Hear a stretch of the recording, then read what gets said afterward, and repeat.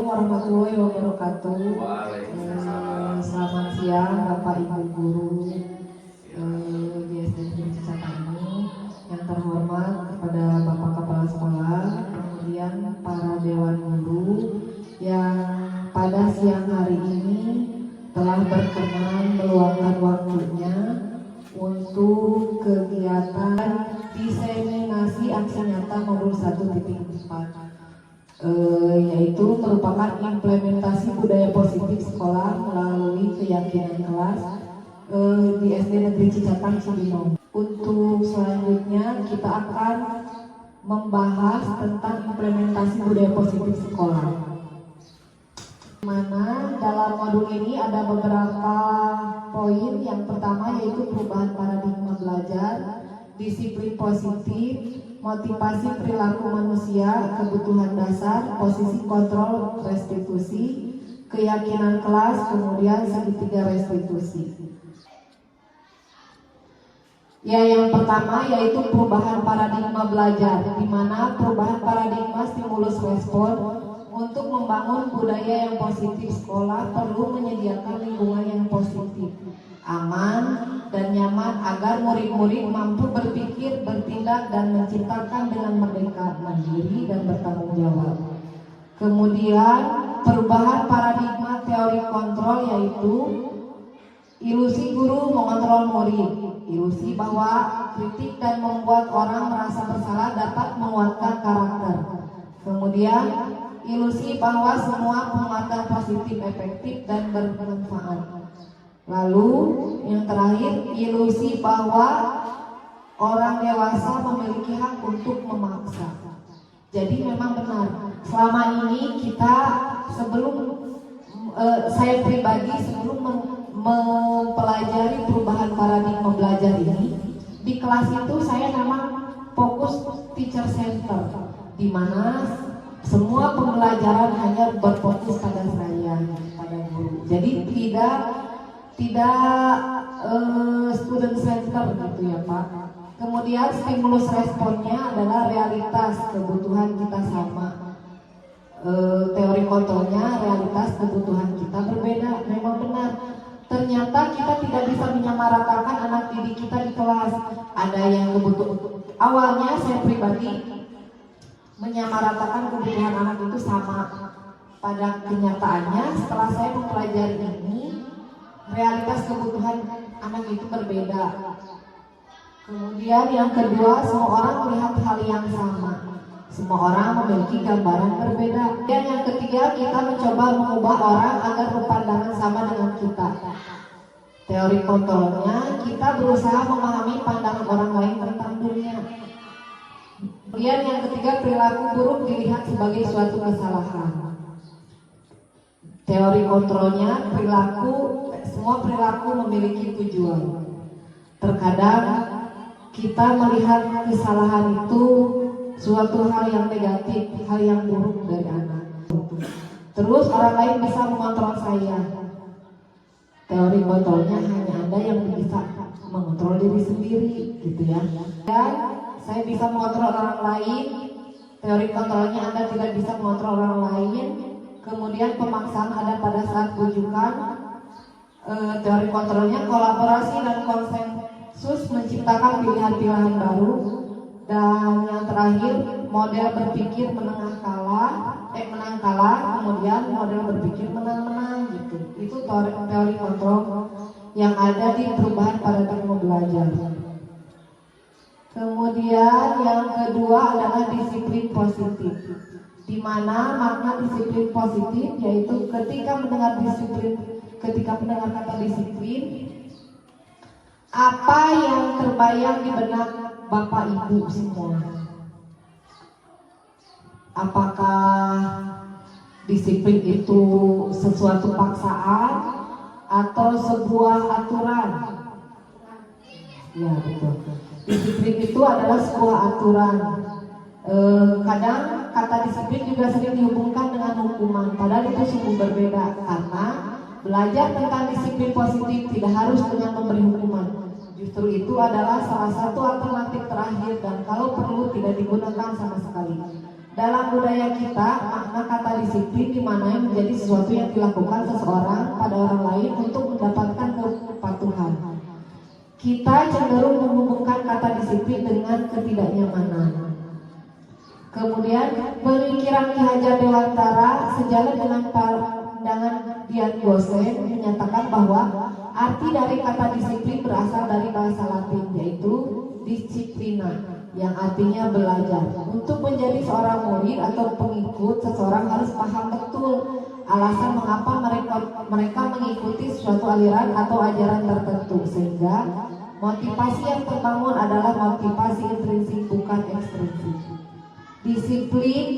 Disiplin diri dapat membuat seorang menggali potensinya menuju kepada sebuah tujuan, sesuatu yang dihargai dan bermakna. Seseorang yang memiliki disiplin diri berarti mereka bisa bertanggung jawab terhadap apa yang dilakukannya, karena mereka mendasarkan tindakan mereka pada nilai-nilai kebajikan universal.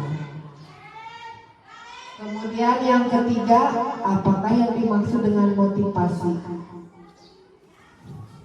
Motivasi adalah serangkaian sikap dan nilai-nilai yang mempengaruhi individu untuk mencapai hal yang spesifik sesuai tujuan individu. Sikap dan nilai tersebut merupakan suatu invisible yang memberikan kekuatan untuk mendorong individu dalam mencapai tujuan. Dian Gosen dalam bukunya Restriction School Discipline menyatakan ada 3 motivasi perilaku manusia. Yang pertama, untuk menghindari ketidaknyamanan atau hukuman. Ini adalah tingkat terendah dari motivasi perilaku manusia, di mana biasanya orang yang memotivasi perilakunya untuk menghindari hukuman atau ketidaknyamanan akan bertanya apa yang akan terjadi apabila saya tidak melakukannya. Kemudian yang kedua, untuk mendapatkan imbalan atau penghargaan dari orang lain. Satu tingkat di atas motivasi yang pertama, gitu ya. Di sini orang berperilaku untuk mendapatkan imbalan. Jadi disiplin itu terkadang ada yang memang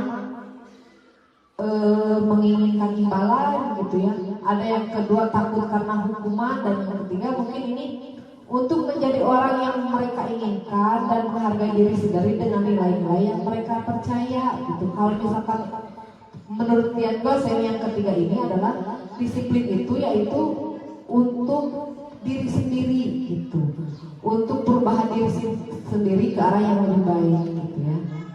Yang keempat, kebutuhan dasar, di mana semua orang senantiasa berusaha untuk memenuhi kebutuhannya dengan berbagai cara.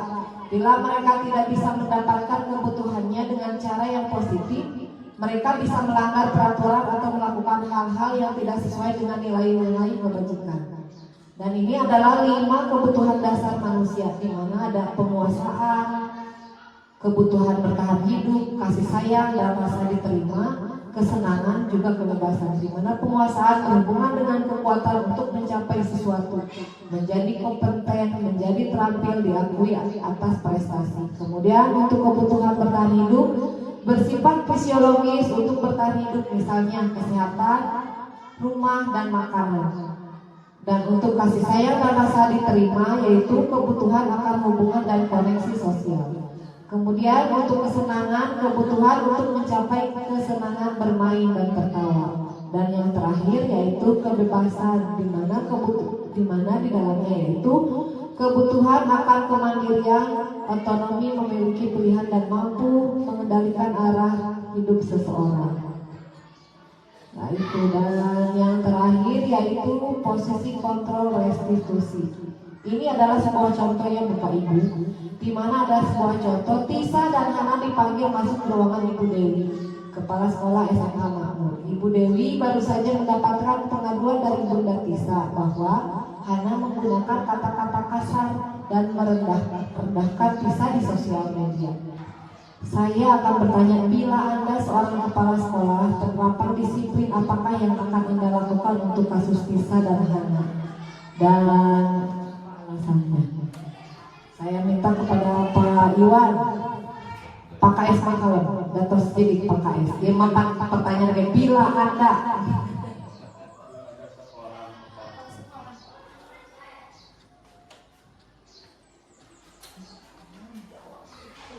mungkin dipanggil oleh kepala sekolah dan ditanya kata kasarnya seperti apa, dan mungkin bisa di apa namanya, Ditanya permasalahannya.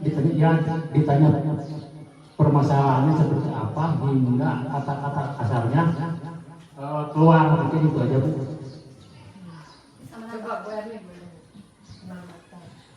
Kalau menurut saya, yang pertama mungkin dimusyawarahkan dulu ya, baik itu Tisa ataupun Hana, untuk masing-masing ditanya keterangannya bagaimana bisa terjadi seperti itu, apalagi di media sosial yang sifatnya umum.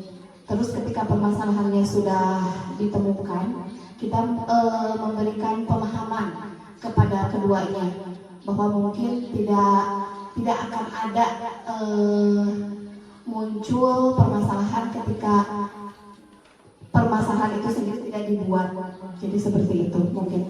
Terus ketika dikasih pemahaman, diberikan penjelasan, ditemukan satu solusinya mau seperti apa untuk yang merasa tadi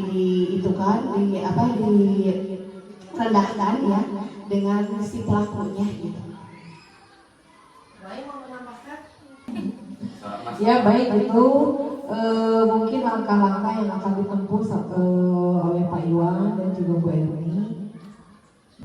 Baik Bapak Ibu, untuk posisi kontrol restitusi ini ada video yang harus diputar ya, kita putar. Ini sebagai pemahaman tentang posisi kontrol ketika kita menghadapi masalah ataupun kendala yang kita temukan di kelas.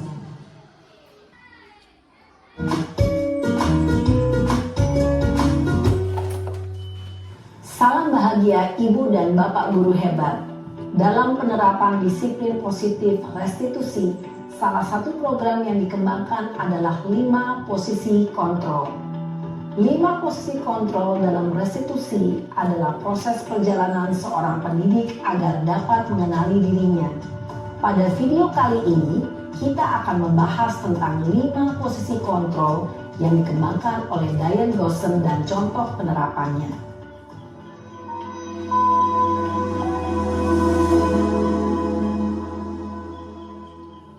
Lima posisi kontrol itu adalah: 1.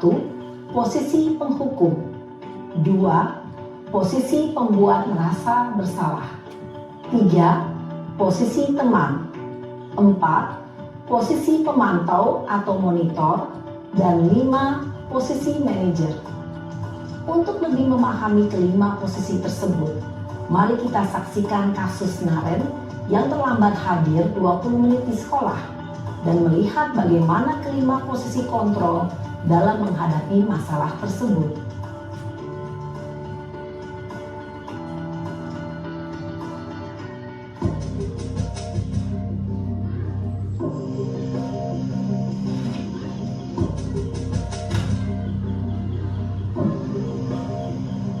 Naren,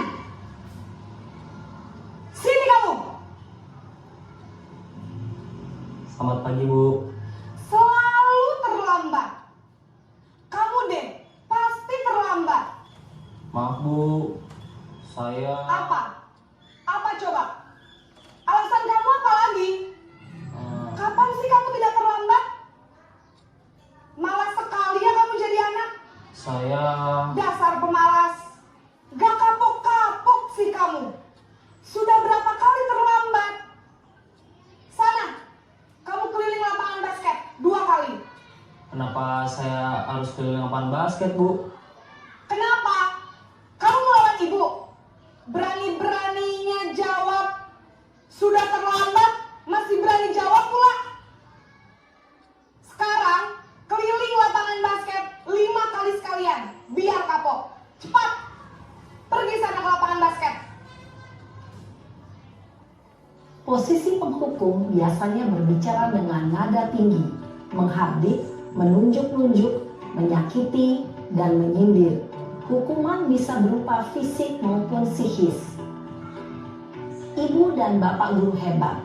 Dampak yang terjadi pada murid ketika guru berada pada posisi penghukum adalah murid cenderung akan memberontak, bahkan menyimpan dendam.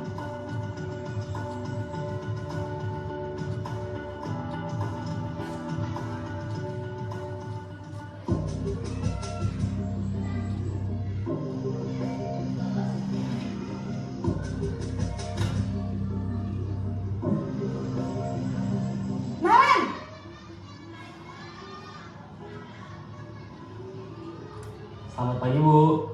Naren, kamu kenapa terlambat lagi, nak? Ya Tuhan, Naren, kamu senang ya bikin ibu susah ya? Kalau kamu terlambat lagi, nanti ibu yang ditegur bapak kepala sekolah, nak. Disangka ibu tidak bisa membina kamu. Duh, gimana ini? Maaf, Bu. Duh, Gusti Naren, kamu suka ya kalau ibu ditegur bapak kepala sekolah? Terus, sekarang ibu harus tulis apa ini di buku absen? Ini kamu sudah sering terlambat loh. Ibu harus apa coba? Maaf, Bu. Maaf sekali. Ya sudah, lain kali jangan bikin ibu susah lagi ya, nak ya. Ibu tidak akan kuat lagi kalau kamu begini terus. Bisa jantungan kalau ibu ditegur bapak kepala sekolah. Sana cepat ke kelas. Maaf ya, Bu. Maaf sekali. Posisi pembuat rasa bersalah berbicara dengan nada tenang, cenderung lembut. Namun kata-kata yang diutarakan membuat murid merasa menjadi orang yang gagal. Memandang buruk dirinya sendiri, merasa tidak berharga, dan tidak sanggup membahagiakan orang lain. Ketika guru mengambil posisi pembuat rasa bersalah, murid akan menganggap dirinya yang bersalah dan ia akan menyimpan emosi negatif tersebut di dalam dirinya. Coba introspeksi kita yang nomor berapa?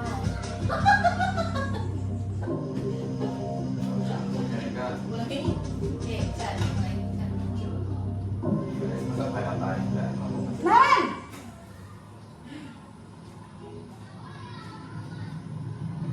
Selamat pagi, Bu. Wah, sudah jam berapa ini, nak? Terlambat lagi ya, sayang. Iya, Bu.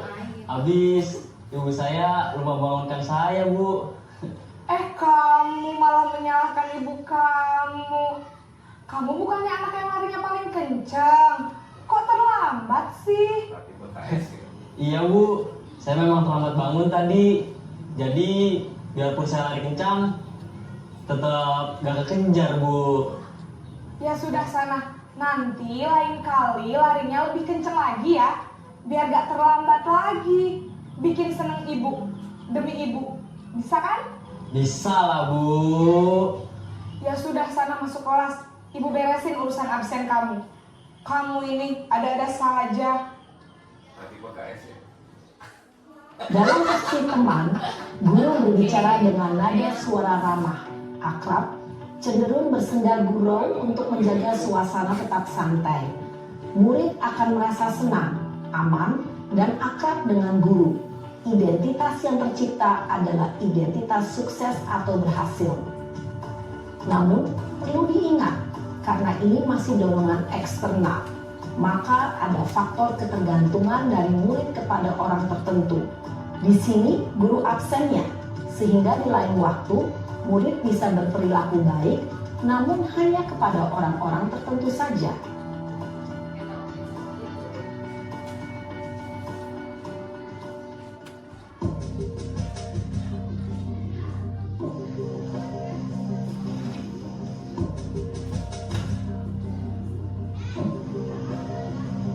Naren!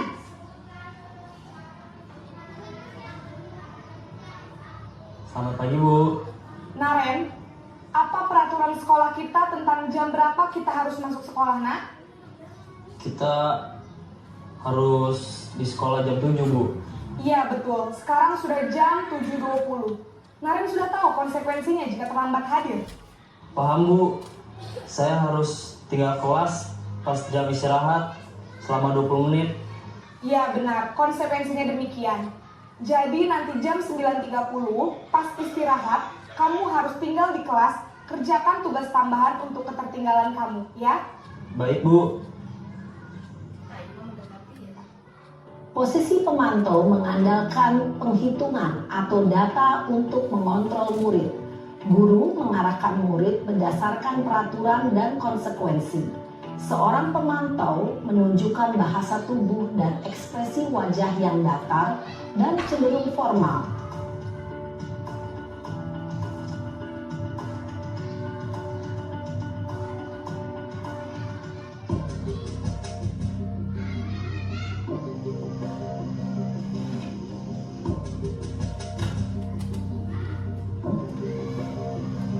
Naren!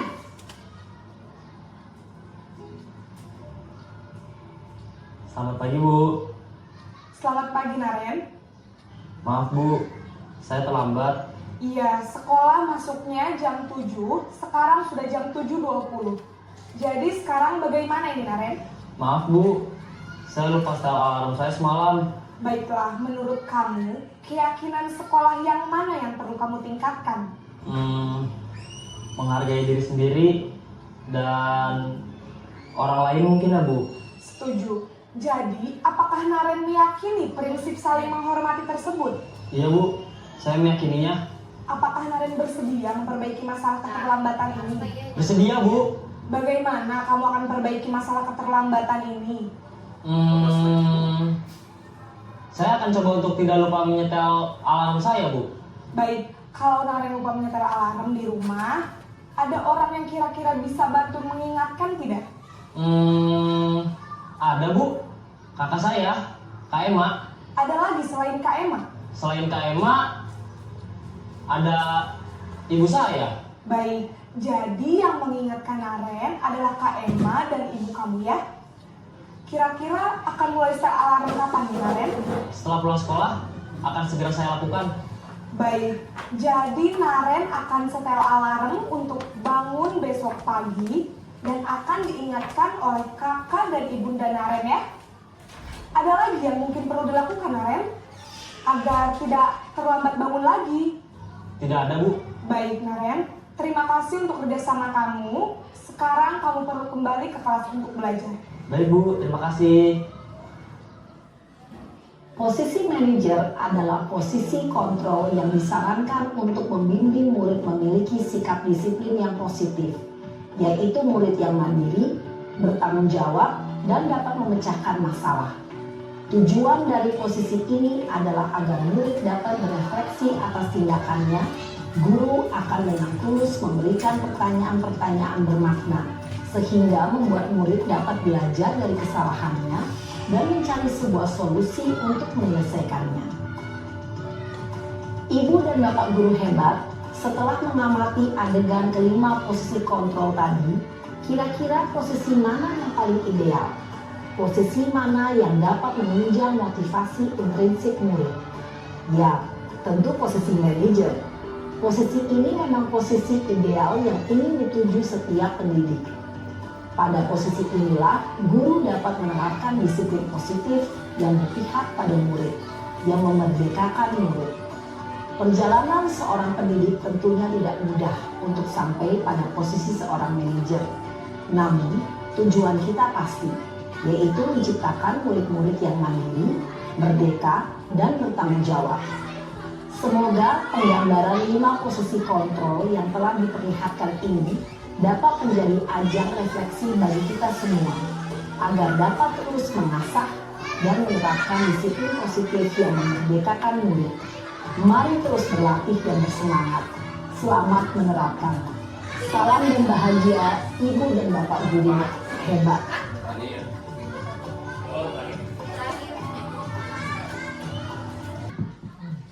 Baik, itu tadi teori kontrol Dr. William Glasser Gosen berkesimpulan ada 5 posisi kontrol yang diterapkan seorang guru, orang tua ataupun atasan dalam melakukan kontrol. Kelima posisi kontrol tersebut tadi adalah 1. Penghukum, kemudian pembuat rasa bersalah, kemudian teman, dan yang keempat pemantau, dan yang terakhir adalah manajer. Kemudian kita lanjut ke keyakinan kelas, di mana keyakinan kelas ini adalah sebelum kita melaksanakan keyakinan kelas ini, kita harus sadar betul tentang posisi kontrol yang tadi, di mana keyakinan kelas ini adalah, saya bertanya dulu, keyakinan kelas ini dibuat oleh guru atau memang seluruh warga yang ada di kelas tersebut? Yang ada di kelas. Jadi itu berarti benar ya, keyakinan kelas itu dibuat atas kesepakatan yang ada di kelas, kesepakatan siswa baik ataupun kesepakatan guru, di mana nilai-nilai keselamatan atau kesehatan inilah yang kita sebut sebagai suatu keyakinan, yaitu nilai-nilai kebajikan universal yang disepakati secara tersirat dan tersurat, lepas dari latar belakang suku, negara, bahasa maupun agama. Kemudian keyakinan kelas itu, pembentuk keyakinan kelas atau keyakinan sekolah, yaitu keyakinan kelas bersifat lebih abstrak daripada peraturan yang lebih rinci dan konkret. Keyakinan kelas berupa pernyataan-pernyataan universal. Pernyataan keyakinan kelas senantiasa dibuat dalam bentuk positif. Kemudian keyakinan kelas hendaknya tidak terlalu banyak sehingga mudah diingat dan dipahami oleh semua warga kelas. Dan keyakinan kelas juga sebaiknya sesuatu yang dapat diterapkan di lingkungan tersebut. Jadi kalau kita membuat keyakinan kelas itu, kita harus bukan memancing ya, atau bagaimana Pak KF itu bahasanya? Situasi yang ada di Memberikan kelas. stimulus. Memberikan stimulus Pak KF, memberikan stimulus kepada siswa gitu. Kemudian contoh keyakinan kelas. Contoh keyakinan kelas 1 di mana setiap anggota kelas perlu belajar, setiap anggota kelas perlu senang, setiap anggota kelas perlu melakukan tugas, setiap anggota kelas perlu saling menghargai, dan yang terakhir di kelas 1 itu setiap anggota kelas perlu merasa aman. Ya, itu tadi contoh keyakinan kelas 1, di mana ini adalah keyakinan kelas yang memang disepakati baik oleh siswa maupun oleh guru, dan bisa dilihat untuk contoh-contoh yang lainnya ya. Kemudian ini adalah video tentang segitiga restitusi. Kita simak Bapak Ibu.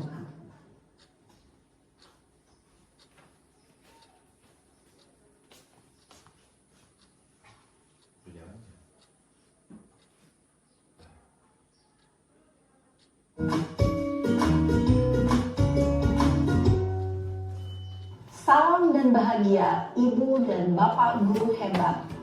Pada video kali ini kita akan membahas tentang salah satu program disiplin positif yang diterapkan di lingkungan sekolah yang dikenal dengan nama restitusi.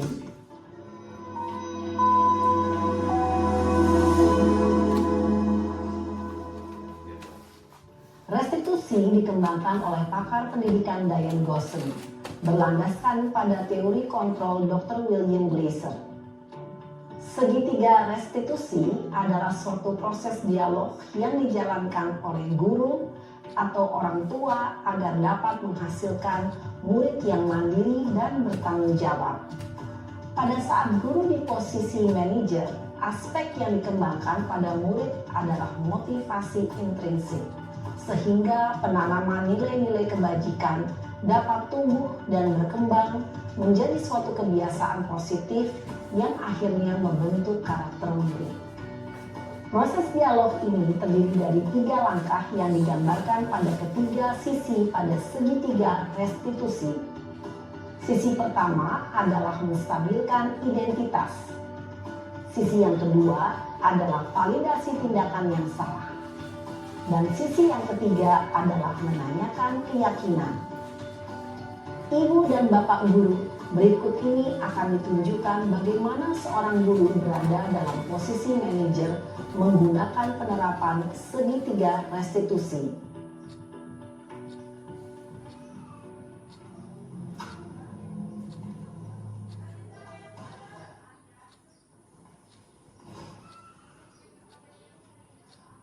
Siang Sarah. Siang Pak. Sudah lama gak ketemu Sarah. Kenapa hari ini ada di sini? Kesel Pak, kesel banget. Masa aku dikatain tukang fitnah Pak? Ya aku marah lah. Aku balik ngatain Eka di depan kelas. Kesel banget. Oh begitu. Ya pasti kamu marah dan kesal. Bapak juga akan marah apabila ada yang menuduh Bapak seperti itu. Kemudian pada saat itu kamu mau melakukan apa? Ya saya langsung ngatain Eka lah Pak. Kesel banget. Saya bentak-bentak dia depan teman-teman lain. Oh begitu. Pasti kamu melakukan seperti itu karena suatu alasan tertentu bukan? Iyalah, masa saya diam saja Pak? Ya saya bela diri lah. Masa saya dituduh tukang fitnah? Ya wajar lah. Mempertahankan harga diri itu sesuatu yang penting buat kamu. Untung kamu tidak bertindak lebih gegabah lagi. Hanya membentak-bentak. Iya Pak. Untung saya masih bersabar dan hanya membentak saja. Sudah gemes padahal. Saya pasti bela diri lah. Ya pasti ya. Tapi kamu memilih untuk tetap bertahan dan bersabar. Kamu memilih untuk tidak berbuat lebih parah lagi bukan? Iya. Nah, sekarang coba kita lihat lagi tindakan kamu yang bentak-bentak Eka di kelas. Tindakan kamu itu kira-kira sesuai dengan keyakinan kelas atau prinsip kamu tidak? Enggak lah Pak. Capek Pak jadi pemarah. Jadi keyakinan atau prinsip mana yang kurang sesuai dengan keinginan kamu? Ya, saya sebenarnya sangat menghargai orang lain. Mungkin saat itu saya menjadi emosi, jadi tidak menunjukkan sikap itu. Kamu meyakini tidak? Menghargai orang lain itu penting buat kamu. Yakinlah Pak. Iya, setuju. Kita harus saling menghargai. Namun, ada juga keyakinan yang kita sepakati yang perlu kita jalankan apabila kita sedang marah, bukan? Ya, saya bisa lebih proaktif, mulai dengan diri sendiri.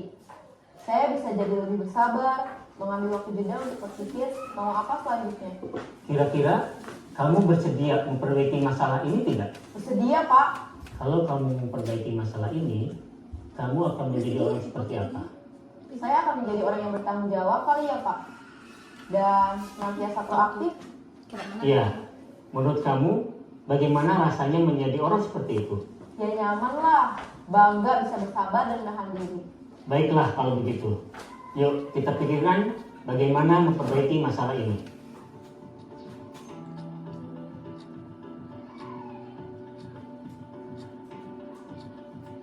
Ibu dan Bapak guru hebat. Baru saja kita menyaksikan contoh bagaimana seorang guru berada dalam posisi manajer menggunakan penerapan segitiga restitusi. Mari kita bahas satu persatu. Pada sisi pertama, menstabilkan identitas berdasarkan pada prinsip bahwa membuat kesalahan adalah bagian dari proses pembelajaran. Sisi pertama dari segitiga ini berperan menggeser identitas murid dari identitas gagal ke identitas sukses. Murid yang sedang bertingkah laku yang tidak pantas atau menarik diri saat itu sedang mengalami identitas gagal. Bila kita mengkritiknya, maka posisinya tidak akan berubah. Kita bisa mengajukan pernyataan-pernyataan ini. 1. Membuat kesalahan sesuatu yang wajar. 2. Manusia tidak ada yang sempurna. 3. Kita bisa memperbaiki masalah ini. 4. Saya tidak menanyakan kesalahannya. Saya lebih fokus bagaimana memperbaiki masalah ini. 5. Apakah saat ini kamu tengah menjadi orang yang baik untuk dirimu sendiri? Pada sisi kedua, validasi tindakan yang salah berlandaskan pada prinsip bahwa setiap perilaku berupaya memenuhi suatu kebutuhan tertentu. Guru yang telah memahami teori kontrol akan bergeser dari pemikiran stimulus respon menjadi proaktif dan mencoba untuk mengenali tujuan dari perilaku murid. Mengenali dan mengakui kebutuhan murid ini dapat memperbaiki hubungan dengan murid tersebut. Pernyataan atau pertanyaan bisa disampaikan dengan nada suara tidak menghakimi atau memojokkan, sehingga dapat mengembalikan murid pada posisi positif. 1. Kamu bisa saja bertindak lebih gegabah lagi dari ini. 2. Kamu bukan melakukannya tanpa suatu alasan tertentu. 3. Kamu melakukannya karena mempertahankan sesuatu yang penting bagimu. 4. Mungkin kamu bisa mempelajari suatu perilaku baru yang lebih efektif. Bersediakah kamu mempelajarinya? Selanjutnya, kita akan simak sisi terakhir, yaitu menanyakan keyakinan. Teori kontrol menyatakan bahwa pada dasarnya kita termotivasi secara intrinsik. Pada saat perilaku yang salah telah divalidasi dan identitas sukses telah stabil, maka murid telah siap mengaitkan keyakinan-keyakinannya dengan tindakannya yang salah dan pemikirannya telah bergeser ingin menjadi orang yang dituju. Pertanyaan-pertanyaan ini dapat mengaitkan keyakinan-keyakinan yang dianut murid. 1. Sebagai keluarga atau kelas, apa yang kita yakini? 2. Nilai-nilai apa yang telah kita sepakati? 3. Seperti apa gambaran sebuah kelas yang ideal bagi kamu? 4. Kamu ingin menjadi orang seperti apa?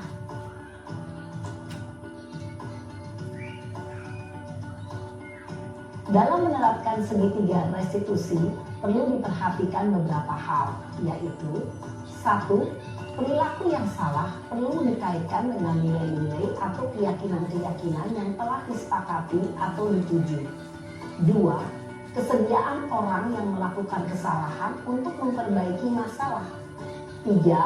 Pemecahan masalah sebisa mungkin relevan atau memiliki hubungan dengan masalah yang ada. 4. Usaha. Perlu adanya suatu usaha perbaikan dari pihak yang berbuat kesalahan. 5. Waktu. Perlu didedikasikan waktu dari pihak yang berbuat kesalahan. Tanyakan kapan akan mulai diberlakukan usaha untuk memperbaiki masalah. Dengan memahami struktur penerapan segitiga restitusi, diharapkan guru dapat menerapkan posisinya sebagai manajer dengan mengajukan pertanyaan-pertanyaan bermakna yang dapat membuat murid menjadi lebih percaya diri, bertanggung jawab, dan mandiri. Nah, ibu bapak guru perlu tidaknya mengikuti ketiga tahapan dalam segitiga restitusi bergantung pada ringan beratnya suatu permasalahan. Misalnya, bila permasalahan tersebut ringan, maka tidak perlu dijalankan secara berurutan. Bahkan bisa semudah menanyakan, apa keyakinan yang kita sepakati? Dengan menjalankan segitiga restitusi, dengan mengajukan pertanyaan-pertanyaan bermakna, diharapkan murid menjadi lebih kuat secara pribadi, dapat membuka wawasan murid agar dapat menyelesaikan permasalahannya sendiri, semakin percaya diri, mandiri, dan merdeka. Salam dan bahagia, ibu bapak guru hebat.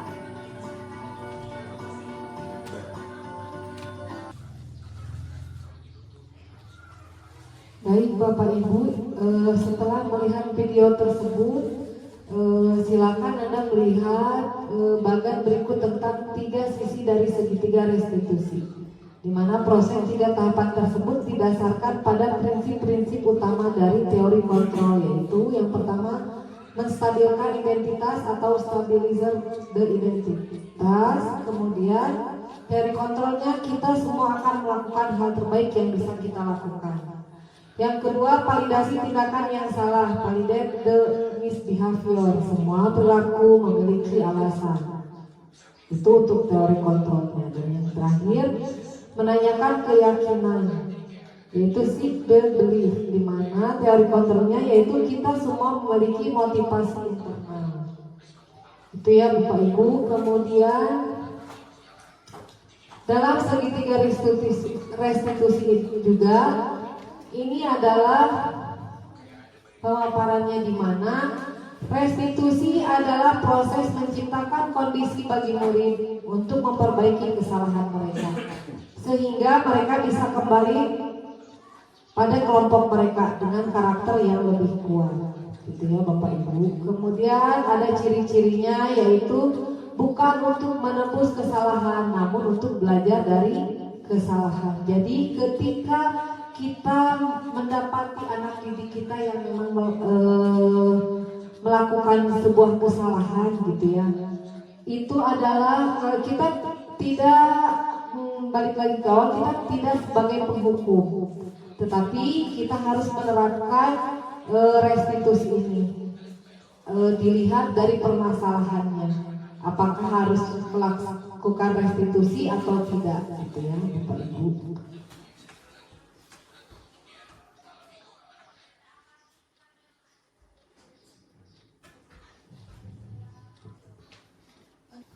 Ya, dan untuk restitusi ini kita harus menekankan kepada anak itu, yaitu berbuat salah itu tidak apa-apa gitu. Ketika anak melakukan kesalahan itu bukan harus kamu salah, tidak seperti itu ya, tapi kita memberikan pemahaman bahwa berbuat salah itu tidak apa-apa. Kemudian tidak ada manusia yang sempurna.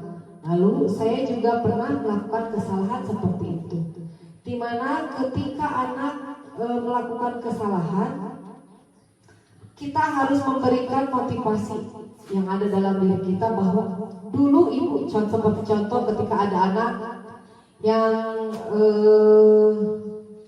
membuli atau misalkan yang makan di kelas, kata yang harus kita terapkan kepada anak itu yaitu tidak apa-apa, ibu juga pernah melakukan kesalahan seperti itu dulu gitu. Itu agar ada motivasi dalam anak, oh ternyata memang ibu juga dulu pernah melakukan kesalahan, tetapi ibu berusaha memperbaikinya gitu, seperti itu ya. Kemudian untuk selanjutnya, padahal kamu bisa melakukan yang lebih baik, lebih buruk dari ini. Itu adalah sebuah penguatan bahwa ketika anak melakukan kesalahan A, kita juga harus memancing bahwa anak tersebut bisa melakukan hal yang lebih buruk, tapi ternyata anak tersebut memiliki kontrol, bahkan kita juga mampu mengontrol anak tersebut gitu ya, ketika dalam melakukan kesalahan. Dan yang terakhir, apa yang kita percaya sebagai kelas atau keluarga. Kemudian apa nilai-nilai umum yang kita telah sepakati. Kita kembali lagi ke kesepakatan kelas yang telah kita buat gitu.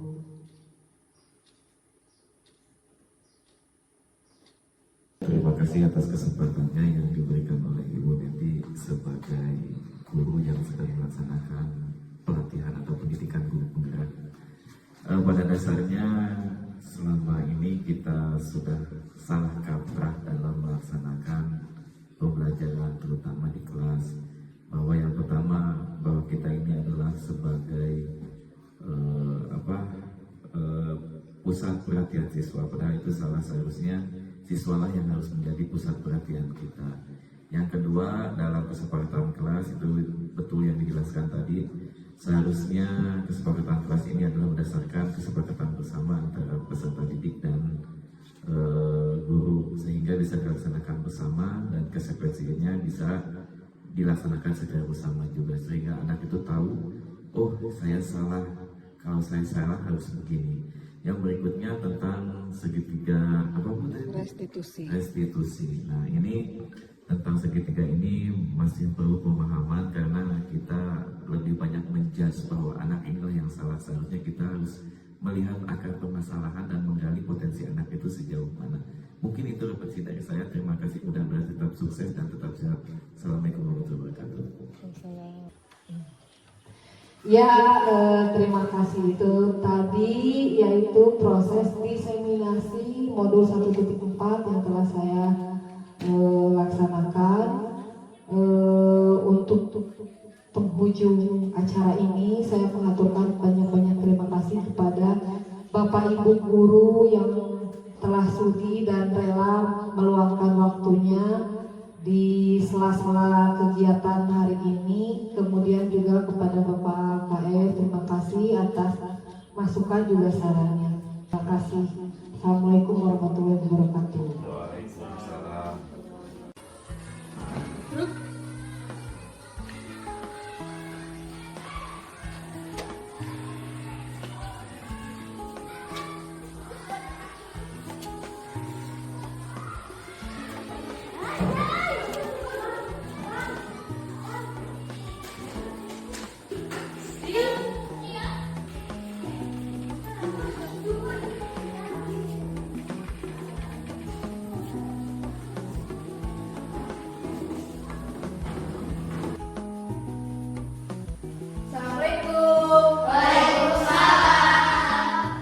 Selamat pagi. Pagi.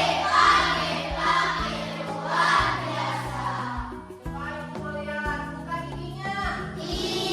Buka mulutnya. Adakah kewajiban di sini? Ada. Di mana? Sini. Are you ready? Baik anak-anak, untuk pagi hari ini kita tidak akan memulai materi pembelajaran yang tadi. Hari ini kita akan membuat kesepakatan kelas dan juga kelas impian kalian, di mana kesepakatan kelas dan impian kalian itu merupakan keinginan kalian selama berada di kelas 5 ini. Bagaimana? Setuju? Sepakat? Nanti ibu akan memberikan kertas stick note. Kalian bisa tempel di papan tulis untuk kesepakatan kelas dan juga impian kelas kalian. Nanti ibu bagikan ya.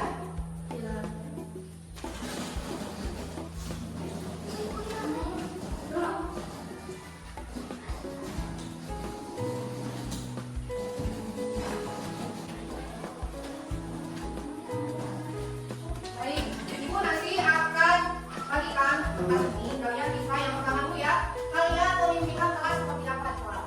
Kalian boleh tulis di sini, nanti ditempel di sini ya.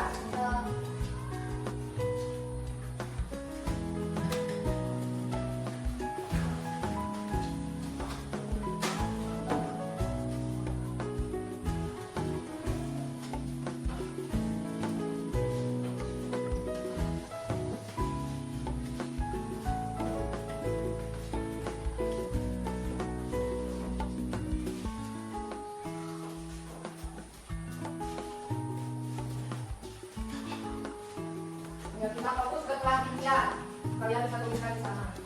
Kalian sudah?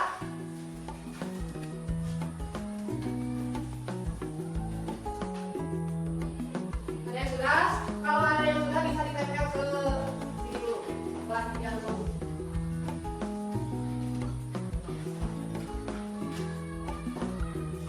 Boleh mau pakai nama juga boleh. Nanti di sini tempel.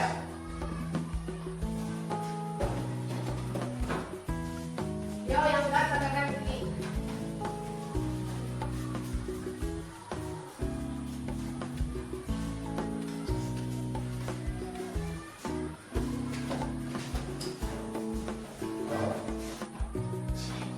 Yo, udah jadi tempel.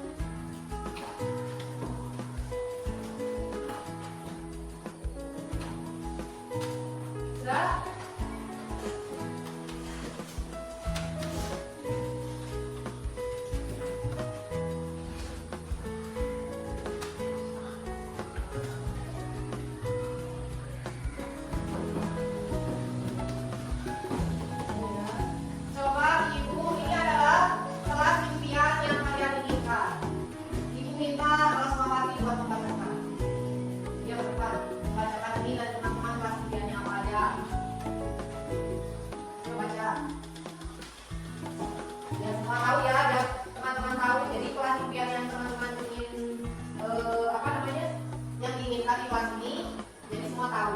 Ayo coba dari yang ini dulu.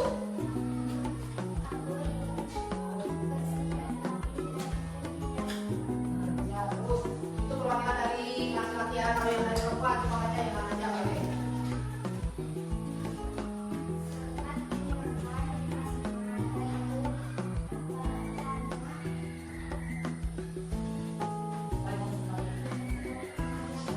Ya, terima kasih tepuk tangan untuk semuanya. Nah kan ya, ini adalah kelas impian kalian. Jadi untuk mewujudkan kelas impian yang kalian inginkan, berarti itu kita harus membuat kesepakatan apa? Agar kelas impian yang kalian inginkan itu bisa tercapai, bisa terwujud. Sekarang karena kelas impian sudah ada, kita membuat kesepakatan contoh misalnya ini tadi ada yang menuliskan di kelas dan ingin ada sampah, berarti kita harus membuat kesepakatannya seperti contohnya jangan buang sampah sembarangan atau bisa jadi harus disiplin seperti itu ya. Itu akan bagikan itu lagi, kalian bisa tulis.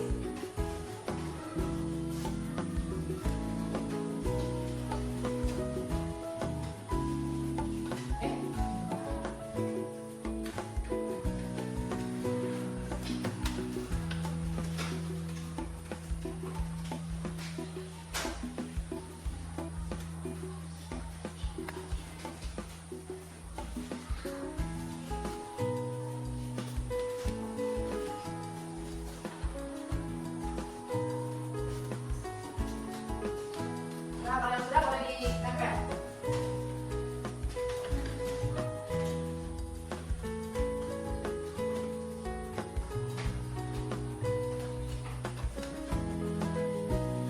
Oh, kalau yang sudah ditempel.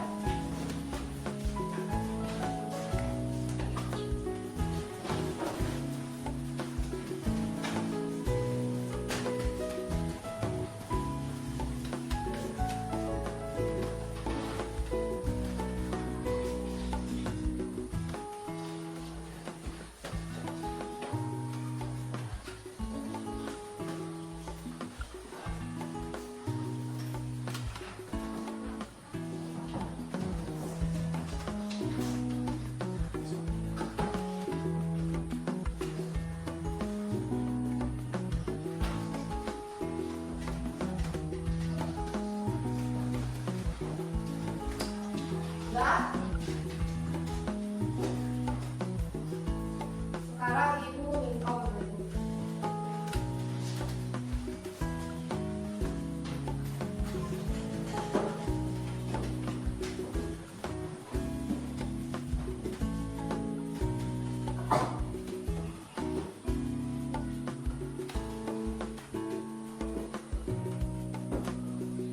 Sudah ya, ini adalah kesepakatan kelas yang telah kalian buat. Ibu tidak apa namanya, bukan punya meminta, bukan punya harus membuat peraturan ini adalah berdasarkan keinginan kalian dan juga kesepakatan kalian. Akan dibacakan. Kalau misalkan sudah sepakat, berarti kalian bilang sepakat, ya. Yang pertama, aku ingin pelajaran menempati pada harinya. Kemudian pelajaran kelas harus ditati buang sampah pada tempatnya. Dan sepakat dengan larangan apapun. Jangan buang sampah sembarangan, harus buang sampah pada tempatnya. Dan sepakat untuk makalah, masalah.